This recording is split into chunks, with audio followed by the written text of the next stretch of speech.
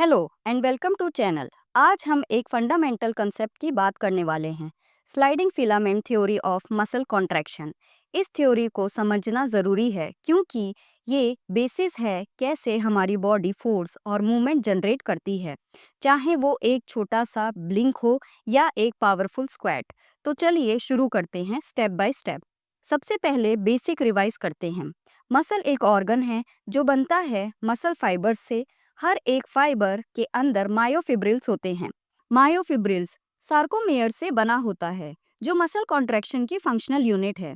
Sarcomere के अंदर दो मेन फिलामेंट्स होते हैं, पहला एक्टिन यानी थिन फिलामेंट, दूसरा मायोसिन यानी थिक फिलामेंट। और इम्पॉर्टेंट प्रोटीन्स हैं ट्रोपोनिन, ट्रोपोमायोसिन, टिटिन। याद रखिए, स्लाइडिंग फिलामेंट का मेन आइडिया है कॉन्ट्रैक्शन में एक्टिन और मायोसिन एक दूसरे के ऊपर स्लाइड करते हैं। सार्कोमेयर छोटा होता है पर फिलामेंट्स की लेंथ सेम रहती है। अब कॉन्ट्रैक्शन कैसे स्टार्ट होता है? पहला स्टेप है नर्व इम्पल्स आती है मोटर न्यूरॉन से और न्यूरोमस्कुलर जंक्शन तक पहुंचती है। दूसरा स्टेप है एसिटाइलकोलिन रिलीज होता है, फिर बाइंड करता है रिसेप्टर से और डीपोलराइजेशन होता है सार्कोलेमा पर। तीसरा स्टेप है डीपोलराइजेशन टी ट्यूब्यूल्स तक जाता है। सार्कोप्लाज्मिक रेटिकुलम कैल्शियम रिलीज करता है। चौथा स्टेप है कैल्शियम आयंस बाइंड होते हैं ट्रोपोनिन सी से, फिर ट्रोपोमायोसिन शिफ्ट होता है, फिर एक्टिन के एक्टिव साइट एक्सपोज होते हैं।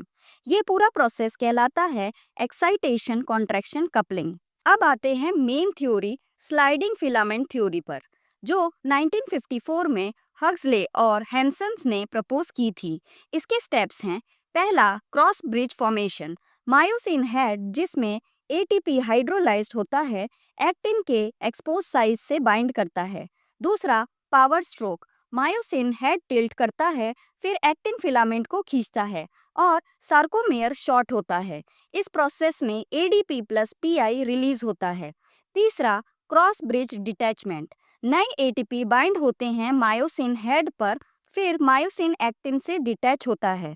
चौथा है रीएक्टिवेशन मायोसिन हेड का, एटीपी हाइड्रोलाइज होता है, मायोसिन हेड कॉक्ड पोजीशन में आ जाता है जो कि रेडी होता है नेक्स्ट साइकिल के लिए। ये साइकिल तब तक रिपीट होती है जब तक कैल्शियम और एटीपी अवेलेबल होते हैं। यहाँ एक इम्पॉर्टेंट पॉइंट याद रखने की ज़रूरत है, फिलामेंट्स की लेंथ सेम रहती है। एक्टिन और मायोसिन स्लाइड करते हैं एक दूसरे पर, सार्कोमेयर छोटा होता है। कौन सा प्रोटीन कवर करता है एक्टिन एक्टिव साइट को? कमेंट बॉक्स में कमेंट करें। वीडियो के एंड में इसका आंसर देखेंगे। अब आगे बढ़ते हैं वीडियो में। एटीपी एक फ्यूल है। अगर एटीपी खत्म हो जाए तो मायोसिन डिटैच नहीं कर पाता। इसी वजह से डेथ के बाद मसल स्टिफ हो जाते हैं, जिसे हम कहते हैं राइगर मॉर्टिस।